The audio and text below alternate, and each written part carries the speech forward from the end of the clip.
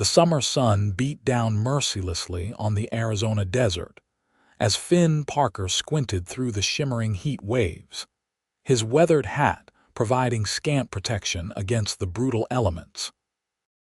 Something unusual caught his eye on the horizon. A dark shape collapsed against the barren landscape that didn't belong among the cacti and tumbleweeds. Finn pulled his mare to a halt, his instincts honed by years on the frontier telling him this was no mirage. The year was 1878, and the Arizona Territory was as unforgiving as it was vast. Finn had been riding the trail between Prescott and his small ranch for 3 days, returning from selling cattle with supplies loaded on his pack horses. He wasn't expecting company on this desolate stretch. "Easy, Sadie," he murmured to his horse as he dismounted, approaching the figure cautiously. His hand hovered near the Colt revolver on his hip. Caution was how a man stayed alive in these parts. What he found stopped him cold. A woman lay crumpled on the hard, packed earth, her dress torn and dust-covered, her skin angry red from sun exposure. Her chestnut hair was tangled with desert debris, and her cracked lips showed signs of severe dehydration. Finn knelt beside her, gently turning her face. "Madam, can you hear me?" He touched her neck, feeling for a pulse, relieved to find one fluttering weakly beneath his fingertips. Her eyelids fluttered, revealing glimpses of hazel eyes. A weak moan escaped her parched lips. "Hold on," he said, rushing back to his horse for his canteen. Returning to her side, he cradled her head and carefully trickled a few drops of water onto her lips. "Not too much at once," he cautioned, though she was barely conscious. "That's it, just a little."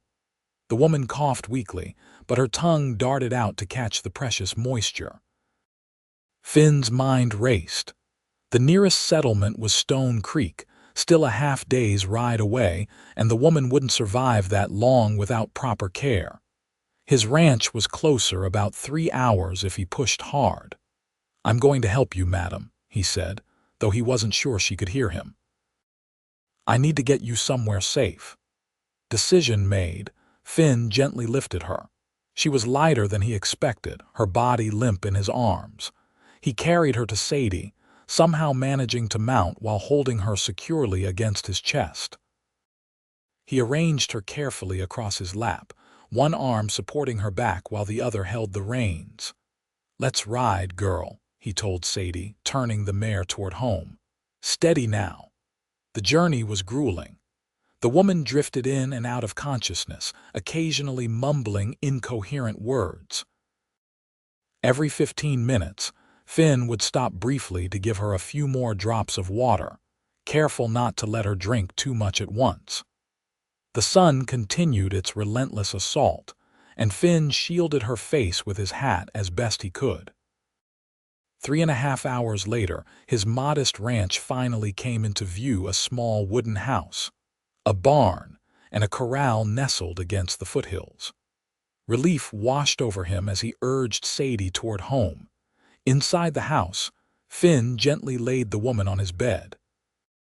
He worked quickly, dampening cloths to cool her fevered skin, carefully helping her sip water and preparing a broth from his meager supplies.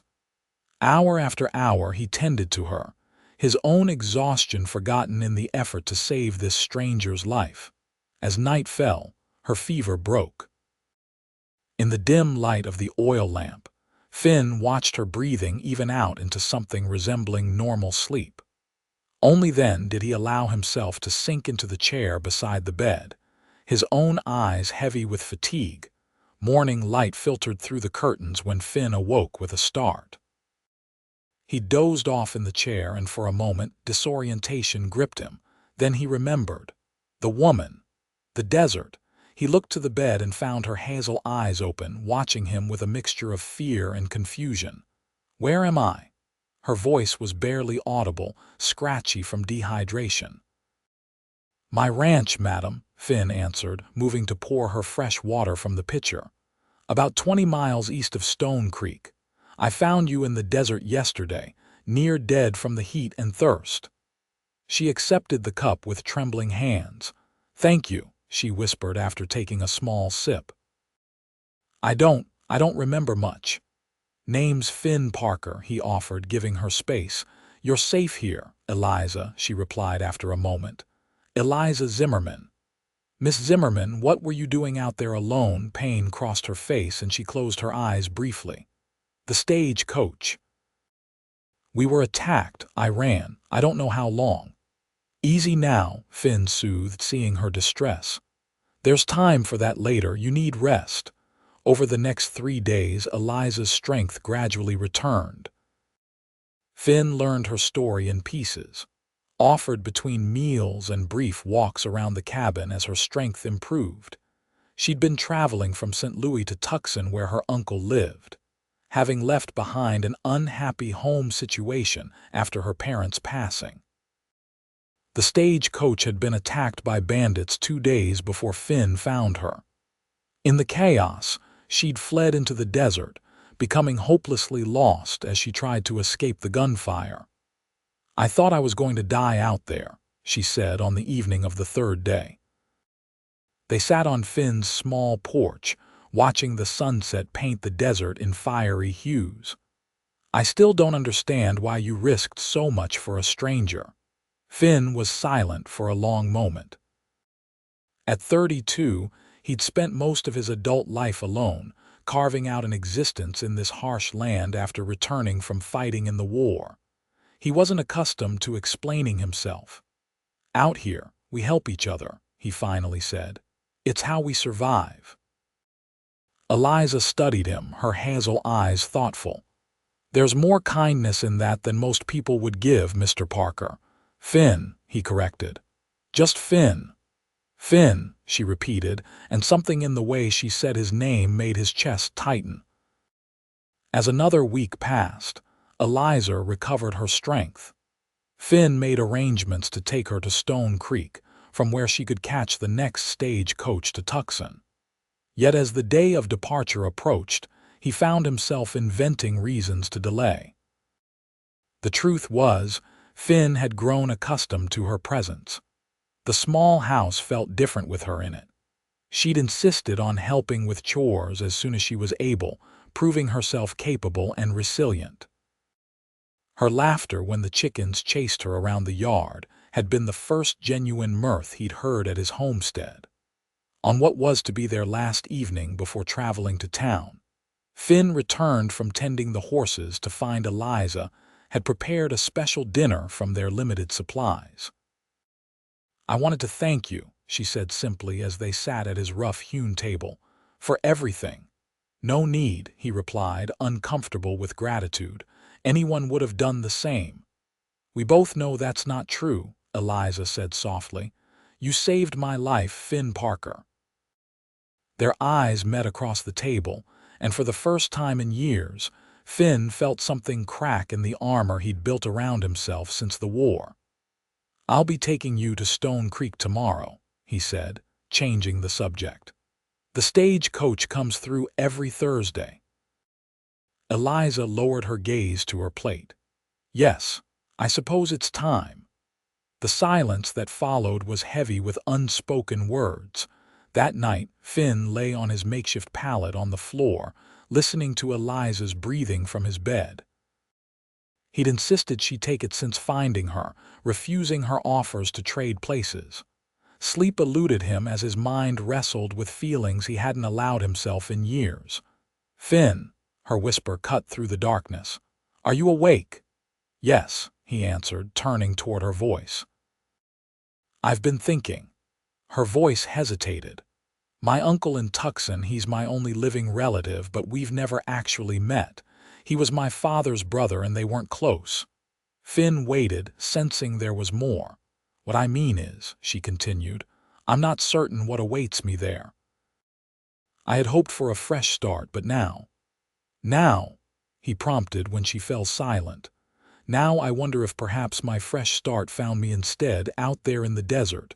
Finn's heart hammered in his chest. "Miss Zimmerman, Eliza, what are you saying?" "I'm saying," Her voice grew stronger, that perhaps Stone Creek needs a school teacher. I taught children in St. Louis, and perhaps I might find lodging nearby until I establish myself. Finn sat up, struck by her proposition. Are you sure that's what you want? No, she admitted with surprising candor.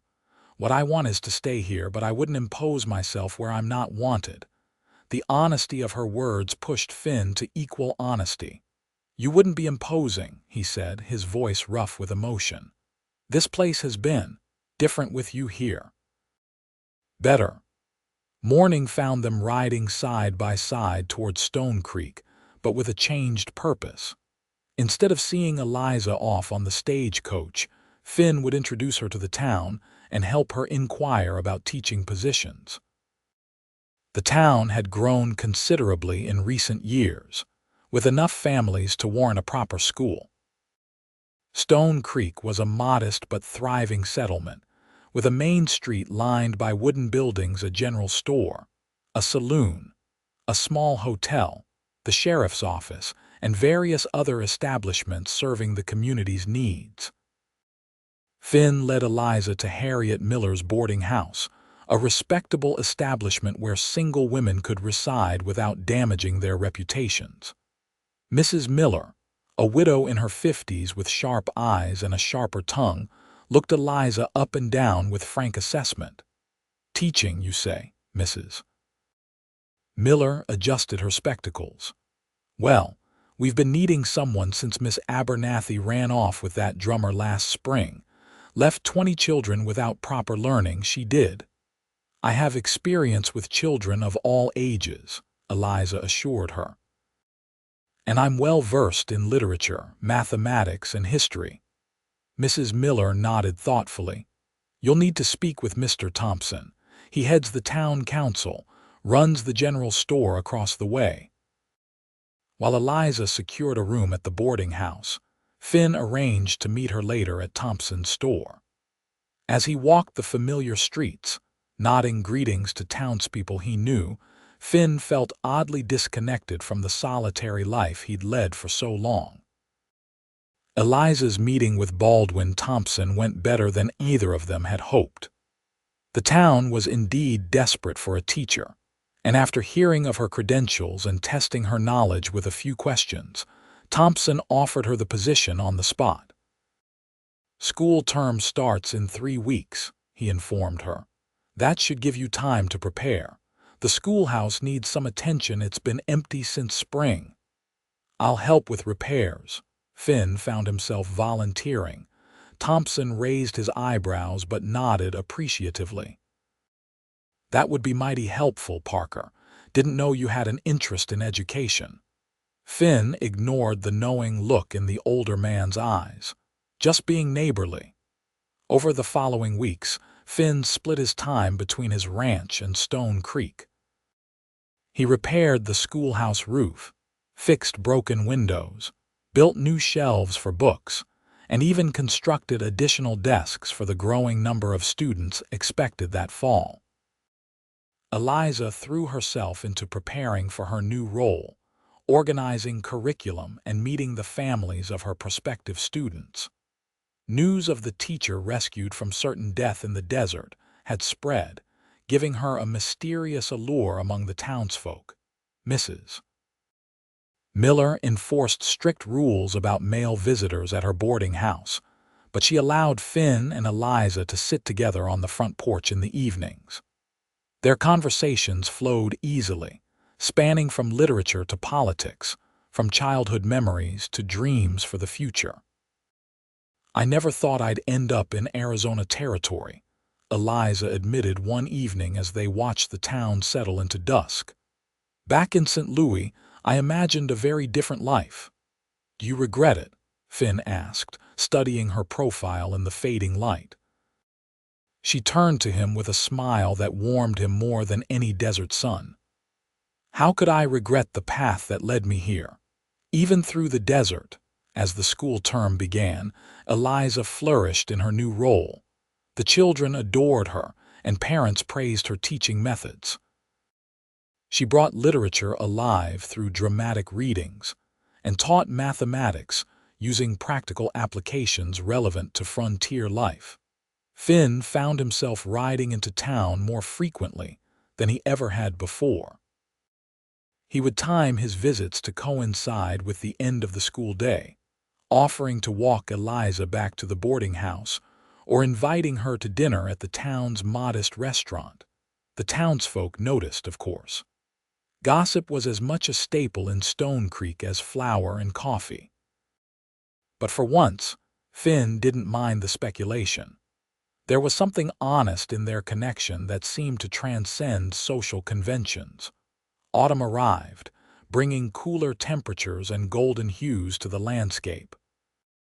The school had been in session for nearly 2 months when Finn arrived one Friday afternoon with an unusual proposition. "I thought you might like to see how the ranch looks in fall," he suggested as they walked from the schoolhouse. The hills behind the property turn a particular shade of amber this time of year. Eliza's eyes brightened. "I'd love that. But Mrs. Miller, I've already spoken with Mrs. Henderson about chaperoning," Finn said, referring to the widow who sometimes helped at the school. "She's agreed to accompany us tomorrow. I'll bring the wagon." The next day dawned clear and cool, perfect for their excursion. Mrs. Henderson, a plump, pleasant woman in her 60s, chatted amiably as they rode, though she tactfully dozed off several times during the journey, giving Finn and Eliza moments of relative privacy. "You've done so much with the place," Eliza remarked as they approached the ranch. Indeed, Finn had been busy in the week since she'd last seen it, adding a new corral, expanding the garden, and even building a small porch swing. "Just improvements I've been meaning to make," he said, though they both knew the timing wasn't coincidental. The day passed pleasantly as Finn showed Eliza the changes he'd made. They picked apples from the small orchard he'd planted years before, laughing as they reached for the highest fruit. Mrs.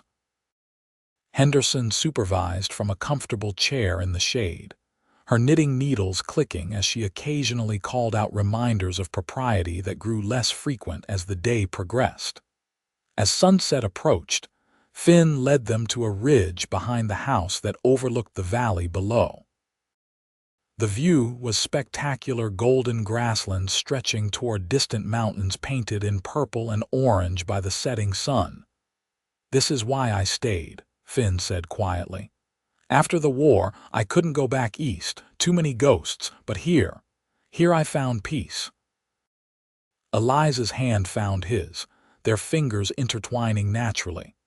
"I understand. There's a freedom here I never knew in St. Louis." Mrs. Henderson, who had followed at a discreet distance, suddenly became very interested in a particular type of wildflower that required her attention several yards away. "Eliza," Finn began, his voice uncharacteristically uncertain, "these past months having you in Stone Creek, it's made me realize how solitary my life has been, how empty." She turned toward him, her hazel eyes reflecting the sunset's glow. "Finn, please," he continued. "Let me say this while I have the courage. I'm not a man of many words, and I don't have much to offer except this land and my promise to work it well. But if you could see a future here with me, I'd consider myself the luckiest man in the territory." Eliza's eyes filled with tears, but her smile was radiant. "Are you asking me to marry you, Finn Parker?" "I am," he confirmed, squeezing her hand. "Though I know it's soon and you might want more time, yes," she interrupted. "My answer is yes." From her vantage point with the wildflowers, Mrs. Henderson suddenly developed a minor coughing fit that reminded the couple they weren't alone. But the moment had been perfect in its simplicity, much like the life Finn was offering. News of their engagement spread through Stone Creek like wildfire. Most reactions were positive. Eliza had quickly become a beloved figure in the community, and many had long thought Finn Parker needed a good woman to bring him out of his shell. A few raised eyebrows at the relative speed of the courtship, but frontier life often accelerated such matters. The wedding was planned for December, after the school term ended. Eliza would continue teaching afterward, riding to and from town with Finn, until spring when they hoped to hire someone to help at the ranch while she was away. The ceremony took place in Stone Creek's small church, decorated with pine boughs and red ribbons for the Christmas season. Eliza wore a simple cream dress ordered from a catalog and carried winter holly instead of flowers. Finn, almost unrecognizable in a new suit, waited at the altar with a mixture of nervousness and joy that endeared him to even the most skeptical observers. "Never thought I'd see the day," Sheriff Tom Walsh commented as he stood beside Finn as his best man. "You were determined to be a hermit." "Plans change," Finn replied simply, his eyes fixed on the church door. When Eliza appeared, a collective murmur of appreciation rippled through the gathered townsfolk. She practically glowed with happiness as Baldwin Thompson escorted her down the aisle, having agreed to give her away in the absence of family. The vows were traditional, but spoken with such evident sincerity that several attendees dabbed at their eyes. When the preacher pronounced them husband and wife, Finn's kiss was gentle, but held a promise that brought color to Eliza's cheeks and prompted a few good-natured whoops from the crowd. The celebration afterward was held at the town hall, with everyone contributing food and drink. Music, dancing, and laughter filled the evening. Through it all, Finn kept Eliza close, still somewhat disbelieving that this remarkable woman had chosen to share his life. As they prepared to depart for the ranch, their home now, Mrs. Miller pressed a package into Eliza's hands. "A quilt," the older woman explained. "Made it myself these past weeks. Every bride needs something new to start her household." Eliza embraced her, touched by the unexpected gesture from the usually stern landlady. "Thank you for everything, Mrs. Miller." "Harriet," she corrected with uncharacteristic softness. "You call me Harriet now, and you," she turned to Finn with a pointed finger, "you take care of our teacher." "Yes, madam," Finn agreed solemnly. "I intend to." The journey to the ranch was quiet, both of them wrapped in their thoughts and the new reality of their marriage. The stars overhead seemed especially bright, the winter air crisp and clean. When they arrived, Finn surprised Eliza by lifting her into his arms to carry her across the threshold. "Welcome home, Mrs. Parker," he said, setting her down gently in the main room, which he had prepared with special care, a fire burning in the hearth, fresh curtains on the windows, and even a small vase of dried wildflowers on the table. "It's perfect," she whispered, taking in the simple space that now held so much promise. Their first months of marriage brought adjustments for both. Finn, accustomed to solitude and his own routines, learned to accommodate another person's habits and needs. Eliza, raised in city comforts, adapted to the realities of ranch life, hauling water, tending livestock, preserving food, and managing with fewer amenities than she'd known in St. Louis. Winter passed in a cocoon of domestic intimacy. Heavy snows occasionally prevented Eliza from reaching the school, giving them unexpected days together at the ranch. They established rituals that became the framework of their shared life, reading aloud to each other in the evenings, Sunday morning walks around the property, monthly trips to Stone Creek for supplies and socializing. By spring, there were visible changes to the ranch. Curtains adorned every window, a proper garden took shape behind the house, and inside, Eliza's touch was evident in the small comforts that transformed Finn's bachelor quarters into a real home.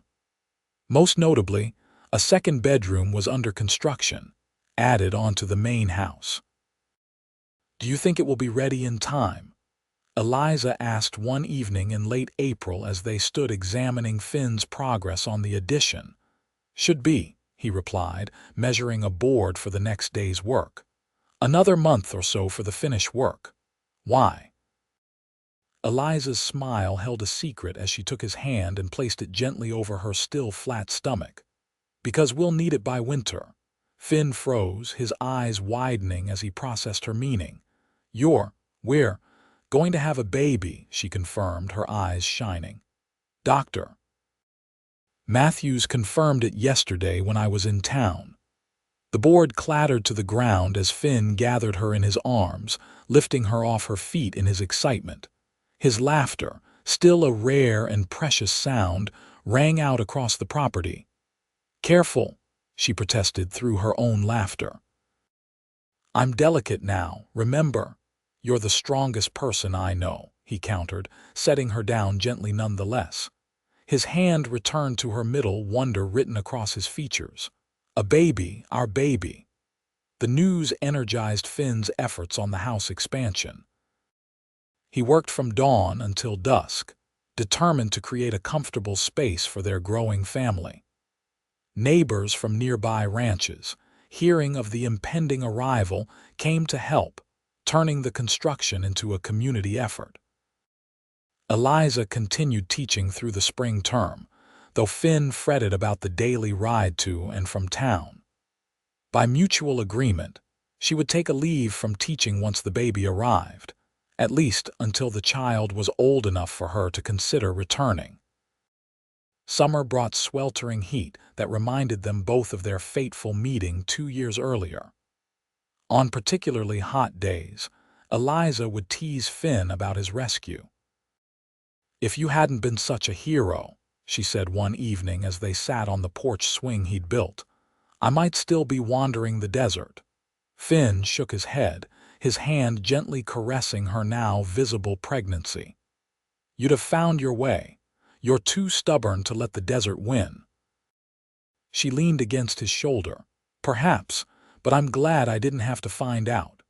As Eliza's pregnancy progressed, the women of Stone Creek rallied around her.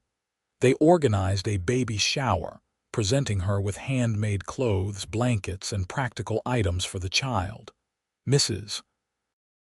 Miller Harriet surprised everyone by crafting a beautiful cradle, revealing woodworking skills no one had suspected she possessed. "My Henry was a carpenter," she explained gruffly when complimented. "Picked up a few things watching him over the years." The baby's impending arrival in late November meant preparations for winter had to be especially thorough. Finn stockpiled firewood, repaired every draft in the house, and filled the root cellar with preserved foods. He arranged with Dr. Matthews to stay in town during Eliza's final weeks, ensuring medical help would be available when labor began. The first snow of the season fell 2 weeks before Eliza's due date. She stood at the window of their Stone Creek lodgings, watching the flakes drift down onto the main street. "It reminds me of St. Louis," she said softly as Finn joined her. "Winter was always so beautiful there." "Do you miss it?" he asked, a question he rarely voiced despite occasional wondering. Eliza turned to him, her hand cradling her rounded belly. "I miss certain things, libraries, theater, the bustle of city life sometimes. But no, I don't miss St. Louis itself." She reached for his hand. "Everything I truly need is here." 3 days later, in the pre-dawn hours, Eliza woke Finn with a hand gripping his arm. "It's time," she whispered, her face tense with the first real contractions. The next 18 hours tested them both. Dr. Matthews was summoned, along with 2 local women experienced in childbirth who served as midwives. Finn was banished to the hallway of the boarding house, where he wore a path in the floorboards with his pacing. Sheriff Walsh and Thompson from the general store took turns sitting with him, offering distraction and whiskey, both of which Finn declined. The sounds from the room, Eliza's occasional cries of pain, nearly undid him. "She's strong, your wife," Thompson assured him as evening approached, "and Matthews is the best doctor in 3 counties." Just when Finn thought he couldn't bear another minute of waiting, a new sound pierced the night, the indignant wail of a newborn taking its first breath. The door opened, and one of the midwives beckoned him with a tired smile. "You have a son, Mr. Parker. A fine, healthy boy." Finn entered the room on unsteady legs. Eliza lay propped against pillows, exhausted but radiant, a small bundle cradled in her arms. Dr. Matthews was cleaning his instruments, nodding with satisfaction at the outcome. "Finn," Eliza's voice was hoarse but joyful, "come meet your son." He approached the bed cautiously, overwhelmed by the tableau before him. As he sat beside her, Eliza folded back the blanket to reveal a tiny face, red and wrinkled with a shock of dark hair. "He has your hair," she said, "and your chin, I think." Finn reached out a trembling finger to touch his son's cheek. The baby turned toward the touch, his mouth making small movements. "He's perfect," Finn whispered, his voice thick with emotion. "Would you like to hold him?" Eliza asked. With guidance from one of the midwives, Finn carefully took the swaddled infant in his arms. The weight of him, so light yet so consequential, brought a rush of emotions Finn couldn't have anticipated. Love, fear, wonder, and an overwhelming sense of responsibility converged as he looked down at his son's face. "What shall we call him?" Eliza asked softly. They had discussed names but hadn't settled on choices for either gender. Now, looking at the child, Finn knew. "Thomas," he said. "After my brother. He didn't make it back from the war." Eliza's eyes filled with tears. "Thomas Parker. It's a good, strong name." Dr. Matthews insisted they remain in town for at least 2 weeks to ensure both mother and baby were thriving before attempting the journey back to the ranch. December arrived with alternating snow and clear, frigid days. Thomas proved to be a relatively content baby, nursing well and sleeping in 3-hour stretches that allowed Eliza some rest. Finn divided his time between caring for his family in town and making final preparations at the ranch. The baby's room was complete, furnished with the cradle from Mrs. Miller and a rocking chair Finn had ordered months earlier as a surprise. Finally, on a clear December morning, Dr. Matthews gave his blessing for them to return home. The journey was made slowly, with frequent stops to check on Eliza and Thomas, bundled together in the wagon beneath layers of blankets. Arriving at the ranch filled Finn with a profound sense of completion.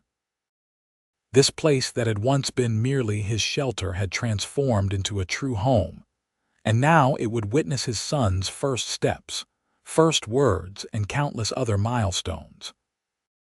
That evening, after settling Thomas in his cradle, Finn and Eliza stood together looking out at the star-filled sky from their porch. "I never imagined this," Finn admitted, his arm around her waist. "When I found you in the desert that day, I was just trying to do the right thing. I never expected that I would append your solitary existence," Eliza finished with a smile. "That I would find everything I never knew I was missing," he corrected, turning to face her. "You and Thomas, you're the water that brought life back to me." Eliza reached up to touch his face, her fingers tracing the lines that years of sun and hard work had etched there. "And you're the strength that carried me through the desert and into a life more beautiful than I could have dreamed." Their kiss was gentle, a reaffirmation of the bond that had begun in the harshest of circumstances and flourished against the odds. As winter gave way to spring, and spring to summer, the Parker family established new rhythms around Thomas's growth and needs. The boy thrived in the clean air and open spaces of the ranch, his curious eyes taking in everything around him.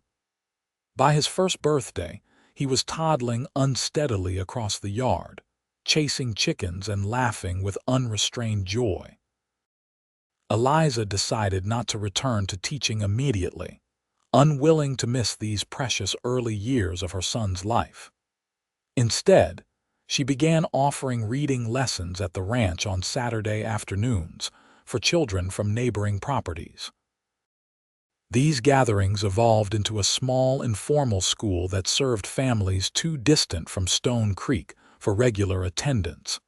Finn expanded their operations, adding more cattle and hiring a young ranch hand to help with the increasing workload. The prosperity of the ranch allowed for further improvements to their home: a larger kitchen, a proper dining room, and eventually, indoor plumbing that Eliza declared the greatest luxury imaginable. When Thomas was 2.5, Eliza shared news of another pregnancy. Their daughter, Sarah, was born the following summer, a delicate girl with Eliza's hazel eyes and quiet temperament.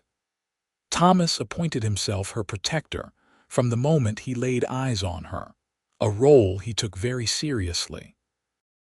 By the time their third child, another son they named James, arrived 3 years later, the Parker Ranch had become known throughout the county for its hospitality and success.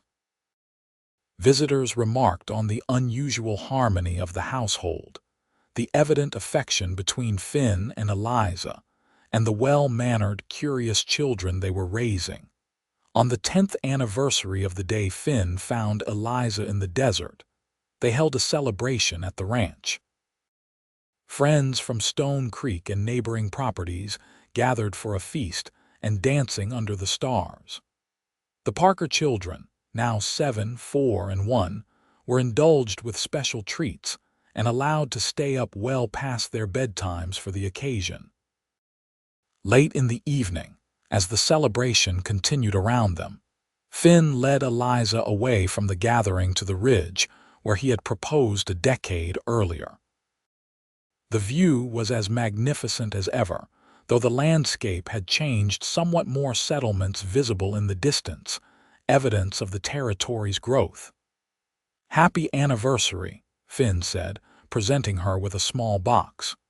Inside was a gold locket, engraved with their initials and the date. "It's beautiful," Eliza whispered, opening it to find tiny portraits of their 3 children inside. "Finn, when did you arrange this?" "I have my secrets," he smiled, helping her fasten it around her neck. "Just like you've had yours recently." Eliza looked up, startled. "What do you mean?" "The letters from Tucson," he said gently. "I noticed them arriving. You don't have to hide them, Eliza," she sighed, leaning against him. "I wasn't hiding them exactly. I wasn't sure what to make of them myself." The letters had begun arriving 6 months earlier from her uncle in Tucson, the very man she had been traveling to meet when fate intervened. He had recently learned of her whereabouts through a chance encounter with a former Stone Creek resident and had written to establish contact. "He wants us to visit," she admitted. "All of us. He's elderly now and says he regrets never knowing his brother's daughter." Finn nodded thoughtfully. "We should go then. When spring comes, it would be good for the children to meet their only living relative from your side." "Are you sure?" Eliza searched his face. "You've never been one for travel or cities." "I'm not," he agreed with a smile, "but some journeys are worth making, and Tucson isn't exactly St. Louis." Eliza's eyes filled with grateful tears. "How did I get so fortunate?" Finn looked out over the land they had cultivated together, not just the ranch with its fields and structures, but the life they had built from an unlikely beginning. "I ask myself the same question every morning when I wake beside you," he replied. "By all rights, you should have perished in that desert, or if not then, during the winter we met, or childbirth, or any of the other hardships we've faced. But here you are, still bringing water to parched earth." "Here we are," she corrected, taking his hand. "Together." Below them, their children's laughter rang out as Thomas led his siblings in a game of tag around the yard. Lanterns glowed against the gathering dusk, illuminating the faces of friends who had become like family over the years. The home they had created stood solid and welcoming, a beacon in the wilderness. Finn Parker, once a solitary figure riding the vast Arizona landscape, now stood as the center of a thriving community husband, father, neighbor, friend. The man who had once sought only peace and solitude had found something infinitely more valuable through one act of compassion on a scorching summer day. "I love you, Eliza Parker," he said simply, the words carrying a decade of shared history. "And I love you," she replied, rising on tiptoes to kiss him as the first stars appeared overhead. "Always." The visit to Tucson the following spring proved to be just the first of many journeys for the Parker family. As the children grew, so did their horizons. Thomas, inheriting his father's affinity for the land, but his mother's thirst for knowledge, eventually attended university in California, returning with new ideas for sustainable ranching practices. Sarah, quiet but determined, became a teacher like her mother, establishing Stone Creek's first high school. Young James combined his father's practical nature with an unexpected talent for medicine, studying to become a doctor. The ranch expanded, contracted, and evolved with the changing times. The arrival of the railroad brought both challenges and opportunities. Finn, adapting as he always had, found ways to prosper through each transition. Eliza, with her quick mind and forward thinking, often saw possibilities where others perceived only obstacles. Through it all, their partnership remained the bedrock of their existence. The desert rescue that brought them together became family legend, retold at celebrations and shared with grandchildren who could scarcely imagine their stoic grandfather carrying a half-dead woman across miles of barren landscape. "Your grandmother says I saved her life," Finn would tell the wide-eyed children gathered at his feet, "but the truth is, she saved mine. I just didn't know I needed saving."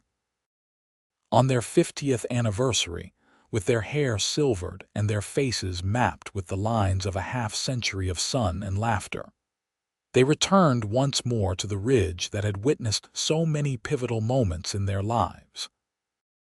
The view had changed dramatically. Stone Creek had grown into a proper town. The railroad cut through valleys once empty save for wildlife, and their own ranch had expanded to include holdings that would have astonished the young cowboy who first claimed the land. "Did you ever imagine this?" Eliza asked, her hand still fitting perfectly in his after all these years. Finn shook his head, surveying the legacy they had built together. Their children and grandchildren moved about the property below, preparing for the anniversary celebration. The youngest great-grandchild, just 6 months old, was being rocked on the very porch where they had spent countless evenings. "Not even in my wildest dreams," he admitted. "When I found you, I thought I was saving a stranger. I never imagined I was finding my future." Eliza squeezed his hand, her hazel eyes still bright in her aged face. "Every drop of water in the desert creates ripples beyond imagining," she said softly. "You gave me water when I was dying of thirst, and look at all that flowed from that one act of kindness." As they made their way slowly back down the hill to join their family, Finn reflected on the journey that had brought them here, from a chance encounter in the unforgiving desert to the rich tapestry of life they had woven together. The risks taken, the hardships endured, the joys discovered, the love nurtured through every season, in the end, it was as simple and as profound as water to the thirsty one, life reaching out to another, creating something that neither could have achieved alone. A rescue that became a beginning. A desert crossing that led to a lifetime of abundance. And as the sunset painted the Arizona sky in the same fiery hues that had witnessed their first meeting so long ago, Finn and Eliza Parker stepped into the circle of their descendants, their story continuing to flow outward like life-giving water across the once barren landscape of possibility.